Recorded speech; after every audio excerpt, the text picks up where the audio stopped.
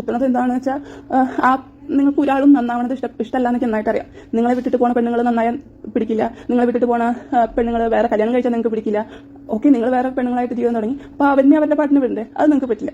Okay, അപ്പോൾ ഇപ്പോൾ വേറെ ഞാൻ പഠിക്കാൻ കയറിയത് നിങ്ങൾക്ക് ഇഷ്ടപ്പെട്ടിട്ടില്ല, ഞാൻ നശിച്ചു പോകണം, നശിച്ചില്ലാണ്ട് ഏറ്റവും ബാഡ് സ്റ്റേറ്റിൽ പോയാൽ നിങ്ങൾ ഭയങ്കര ഹാപ്പി ആയിരിക്കുന്നു, ഞാൻ നിങ്ങളുടെ കൂടെ ഉള്ള സമയത്ത് ഞാൻ മനസ്സിലാക്കിയ കാര്യമാണ്. ഓക്കെ, പിന്നെ അടുത്തത്, ഇത് എനിക്ക് ഡൗട്ടുള്ള കാര്യമാണ്. ഇത് എങ്ങനെയാണ് പ്രസന്റ് ചെയ്യേണ്ടതെന്ന് എനിക്ക് അറിയില്ല. പിന്നെ ഉള്ളതെന്ന് പറഞ്ഞാൽ ചാരിറ്റിയുടെ കാര്യമാണ്. ഒരു ചാരിറ്റി പ്രവർത്തനം എന്ന് പറഞ്ഞിട്ട് നടത്തുന്നുണ്ട് പുള്ളി.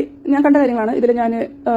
എനിക്ക് അതിൽ കൂടുതൽ ബന്ധമില്ല. ഇതൊക്കെ കറക്റ്റാണോ ഇതിനെ പറ്റിയിട്ട് ഞാൻ ഇതുവരെ ചാരിറ്റി ഒന്നും നടത്തിയിട്ടില്ല, എനിക്ക് അത്ര വലിയ ഇതിനെ പറ്റിയിട്ട് ബന്ധമില്ല. പക്ഷേ ഇത് കറക്റ്റാണോ നിങ്ങൾ നോക്കിയിട്ട് പറയാം. അതായത് പുള്ളി എപ്പോഴും പറയണത് പുള്ളിയുടെ കാശ് ഇത്ര കൊടുത്ത് പുള്ളി ആ കാര്യം പഠിപ്പിച്ചു, പുള്ളിയുടെ കാശ് കൊടുത്ത് ഇത്ര കുട്ടികളെ പഠിപ്പിക്കുന്നുണ്ട്. അതുപോലെ തന്നെ വീഡിയോ ഉണ്ട്, പുള്ളിയുടെ കാശാണ്. അതുപോലെ തന്നെ ആദ്യം പുള്ളി ചാരിറ്റി നടത്തിയിരുന്ന വീഡിയോകളിലൊക്കെ പുള്ളിയുടെ ഗൂഗിൾ പേ നമ്പറാണ് പുള്ളി ഇട്ടുണ്ടായിരുന്നത്. ഞാനും ആദ്യം പുള്ളിയുടെ ഗൂഗിൾ പേ നമ്പറുകളിൽ, നമുക്ക് വലിയ കാശൊന്നുമില്ല, നമ്മളന്ന് ഇന്റേൺഷിപ്പ് നമ്മൾ ഈ പ്രൈവറ്റ് മെഡിക്കൽ കോളേജിലൊക്കെ പഠിച്ചത്, അതുകൊണ്ട് നമുക്ക് അത്ര ഇന്റേൺഷിപ്പിന്റെ ഇതുണ്ടായിരുന്നില്ല, എന്നിട്ടാണ് അതിനെ പറയാം, സ്റ്റൈപ്പൻഡ് ഉണ്ടായിരുന്നില്ല. അതുകൊണ്ട് നമുക്ക് 10,000 ആണ് മാസം കിട്ടിയിരുന്നത് ഹൗസ് സർജൻസിക്ക്. അപ്പോൾ നമ്മൾ ഹൗസ് സർജൻസി കഴിഞ്ഞ് എൻട്രൻസ് പ്രിപ്പറേഷൻ്റെ ടൈമിലാണ് നമ്മൾ ഇങ്ങേരുടെ ചാരിറ്റി ഒക്കെ കാണുന്നത്. അപ്പോൾ നമ്മളതിൽ ഇങ്ങനെ കൊടുത്ത ഗൂഗിൾ പേ നമ്പറിൽ കാശ് അയച്ചു കൊടുത്തിട്ടുണ്ടായിരുന്നു. എത്ര കാശ് അയച്ചെന്ന് വെച്ചാൽ ഞാൻ വലിയ കാശ് അയച്ചിട്ടില്ല. ഒരു തവണ 100 രൂപ, ഒരു തവണ 200 രൂപ, അങ്ങനെ എന്തോ, പിന്നെ ഒരു തവണയും കൂടി 100 രൂപ അയച്ചിട്ടുണ്ടെന്ന് തോന്നുന്നു. അങ്ങനെ വളരെ തുച്ഛമായിട്ടുള്ള എമൗണ്ട് ആണ്, നിങ്ങൾക്ക് വേണമെങ്കിൽ പുച്ഛിക്കാം. ഓക്കെ, നമ്മൾ അത്ര വലിയ കാശൊന്നും അയച്ചു കൊടുത്തിട്ടില്ല. അപ്പോൾ അങ്ങനെ കൊടുത്തിട്ട് നമ്മൾ ചെയ്തിട്ടുണ്ട്. അതുപോലെ തന്നെ ഞാൻ അവിടെ ചെന്നപ്പോൾ മനസ്സിലാക്കിയ കാര്യങ്ങളെന്ന് പറഞ്ഞാൽ അതിൽ വേറെയും കുറേ ആൾക്കാർ അതിൽ പണം അയക്കുന്നുണ്ട്. അത് ഈ അമേരിക്കൻ അമ്മച്ചിമാർ, ഞാൻ അമേരിക്കൻ അമ്മച്ചി എന്ന് പറയുന്നത് അവരുടെ ലൈഫിൽ കുറേ ഇടപെട്ടിട്ടുണ്ട്. അതുപോലെ തന്നെ ഈ ബെഡ്റൂമിൽ കയറിയിട്ടുള്ള പരിപാടികൾ അങ്ങനത്തെ, അതുകൊണ്ടാണ് അവരെ ഞാൻ അമേരിക്കൻ അമ്മച്ചി എന്ന് തന്നെ പറയുന്നത്. അത്ര ഉള്ളിൽ മനുഷ്യനെ, അതായത് അന്ന് മനസ്സിലാക്കാൻ പറ്റില്ലല്ലോ. കാരണം സ്വന്തം അമ്മേനെ വിളിച്ചിട്ട് നീ ബെഡ്റൂമിൽ കയറ്റിയാൽ ഇങ്ങനെ പറയോ എന്ന് ചോദിച്ചിട്ട് പിന്നെയാണ് പെങ്ങളെ വിളിച്ച കയറ്റി അങ്ങനെ പറയോ. അതുപോലെ തന്നെ ഞാൻ മോളെ പോലെ, അതായത് ഇപ്പോൾ ഉള്ള ആളിനെ പുള്ളി പറഞ്ഞു ഞാൻ എൻ്റെ സ്വന്തം മോളിനെ പോലെയാണ് ഞാൻ ആ കുട്ടീനെ കാണുന്നത്. അവൾ ഐ ലവ് യു എന്ന ഉമ്മയൊക്കെ തന്നെ ഞാൻ അത് അതിനെ വട്ട് കേസ് എന്നാണ് അന്ന് എന്നോട് പറഞ്ഞിട്ടുണ്ടായിരുന്നത്. അതൊക്കെ നീ തെറ്റിദ്ധരിക്കും, ഞാൻ എൻ്റെ മോളിനെ എങ്ങനെ കല്യാണം കഴിച്ചത്. പക്ഷെ ഞാൻ അപ്പോൾ കല്യാണം കഴിച്ച് കണ്ടു. അപ്പോൾ അന്ന് പറഞ്ഞാണോ ശരി, ഇന്ന് പറഞ്ഞാണോ ശരി എന്നറിയില്ല.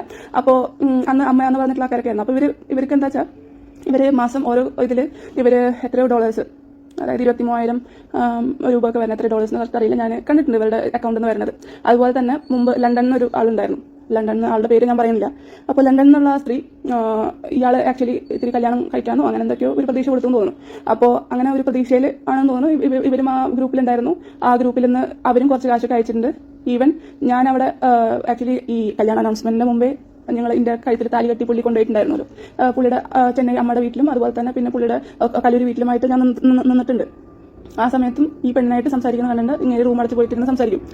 അത് കഴിഞ്ഞ് കല്യാണത്തിന്റെ അനൗൺസ്മെന്റിന്റെ സമയത്ത് ഇവർ പിന്നെ തല്ലൂടിയിട്ട് പോകാനുണ്ടായത്. പിന്നെ അവരുടെ അക്കൗണ്ടിൽ നിന്ന് കാശും വന്നിട്ടില്ല ഈ ചാരിറ്റി അക്കൗണ്ടിൽ. പിന്നെയും ആ ഗ്രൂപ്പുകളിൽ വേറെയും കുറേ ആൾക്കാരുണ്ട്, അവരെ പറ്റിയിട്ട് എനിക്കറിയില്ല. ഈ 2 ആൾക്കാരെ പറ്റിയിട്ട് എനിക്കറിയുള്ളൂ, ബാക്കി ആൾക്കാരെ പറ്റിയിട്ട് എനിക്ക് ഇതില്ല. പിന്നെ ഞാൻ ഈ കാശ് അയച്ച അക്കൗണ്ട് ഞാൻ കാശ് അയച്ചിട്ടുണ്ട്, അതായത് 100. പുള്ളി എനിക്ക് റിപ്ലൈ തന്നിട്ടുണ്ട് ആ നമ്പറിൽ നിന്ന്, എൻ്റെ ഗൂഗിൾ പേക്ക് പുള്ളി റിപ്ലൈ തന്നിട്ടുണ്ട്. പക്ഷെ ആ നമ്പർ പിന്നെ കുറേ കാലം യൂസ് ചെയ്യാണ്ട് പിന്നെ അത് ഇൻവാലിഡ് ആയിട്ട് പോവാണ് ചെയ്തിട്ടുള്ളത്. ഇപ്പോൾ പുള്ളി പുതിയതായിട്ട് ഇനി അത് കേസ് വരുന്നൊക്കെ ഡൗട്ടുള്ള കാരണം തോന്നുന്നു. ഇപ്പോൾ പുതിയതായിട്ട് കൊടുക്കുന്ന ചാരിറ്റി ഇതിലൊക്കെ പുള്ളി പേഷ്യൻസിന്റെ ഗൂഗിൾ പേ അക്കൗണ്ട് തന്നെ കൊടുക്കേണ്ടതെന്നാണ് മനസ്സിലാക്കുന്നത്. അപ്പോൾ എനിക്ക് ചോദിക്കാനുള്ളത്, ഇപ്പോഴും ഇന്റെ കാശ് ഞാൻ പഠിപ്പിച്ചു എന്ന് പറയുന്നത് അത് സ്വന്തം ഇന്റെ കാശ് തന്നെയാണോ, അതോ ഇവരൊക്കെ നമ്മുടെ ഇന്ത്യ ആൾക്കാരായ കാരണം പറയണ ആ സ്വാതന്ത്ര്യത്തിൽ ഇന്റെ കാശ് എന്ന് പറയണതാണോ? അത് ഡൗട്ടുള്ള കാര്യം എനിക്ക് ചോദിക്കാനുള്ളതാണ്. പിന്നെ അതിക്ക് ഒരു സ്വന്തം കാശ് എന്ന് എങ്ങനെ പറയണമെന്ന് എനിക്കറിയില്ല. അപ്പം അതും ഒരു തരത്തിൽ ആൾക്കാരെ പറ്റിക്കുന്ന ഒരു തരത്തിലുള്ള ഒരു സംഭവമല്ലേ. അപ്പം നോർമലി ആൾക്കാർ ചാരിറ്റി ഫൗണ്ടേഷൻ നടത്തുന്നു, കുറേ ആൾക്കാരുടെ പണം പിരിക്കുന്നു, എന്നിട്ട് അത് വേറെ ആൾക്കാർക്ക് കൊടുക്കുന്നു. ആ സെയിം സംഭവം തന്നെ ഇവിടെ നടക്കണം, അല്ലാണ്ട് സ്വന്തം കയ്യിൽ നിന്ന് കാശെടുത്ത് കൊടുക്കുന്ന പരിപാടിയല്ലല്ലോ എന്നുള്ളൊരു ഡൗട്ടാണ്.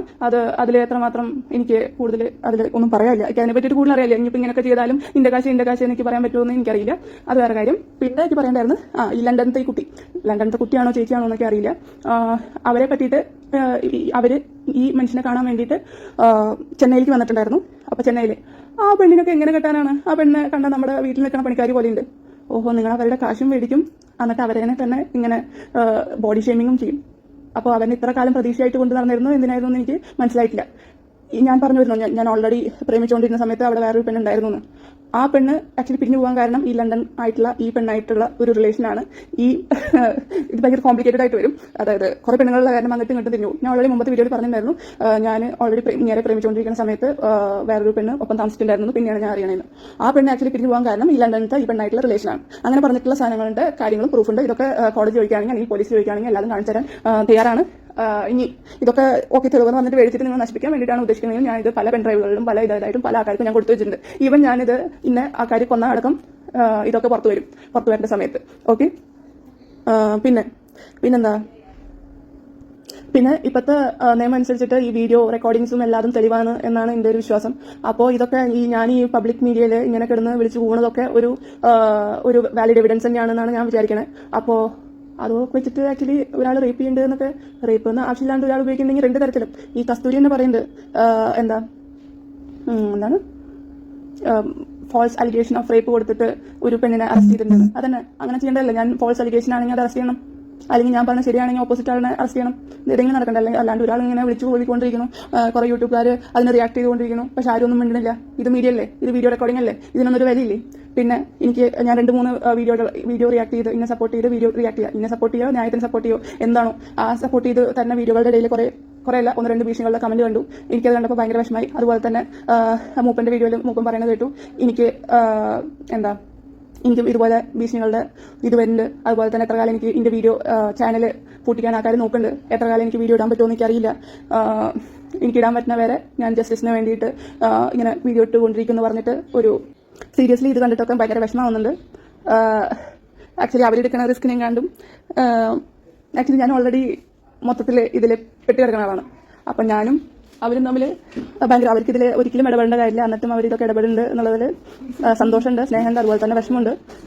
ഞാനൊരിക്കലും നിങ്ങളുടെ ജീവൻ ഇങ്ങനെ റിസ്കിലാക്കിയിട്ട് ഇങ്ങനെ ഒരിക്കലും വീഡിയോ ചെയ്യണമെന്ന് ഒരിക്കലും പറയില്ല. ഇതുവരെ ചെയ്യണതന്നെ ഭയങ്കര നല്ല കാര്യം, താങ്ക് യു. പിന്നെ ഒരാളുടെ വീട്ടിൽ തോക്കായിട്ട് പോയിട്ട് ഓക്കെ ഞാൻ സാക്ഷിയാവാനും പ്രതിയാവാനും തയ്യാറാന്ന് പറഞ്ഞിട്ടടക്കം ആർക്കൊന്നും അതിനും ഒരു വരില്ല. അപ്പോൾ അങ്ങനത്തെ കേസിൽ എന്റെ ജീവൻ ഓൾറെഡി റിസ്കിലാണ്.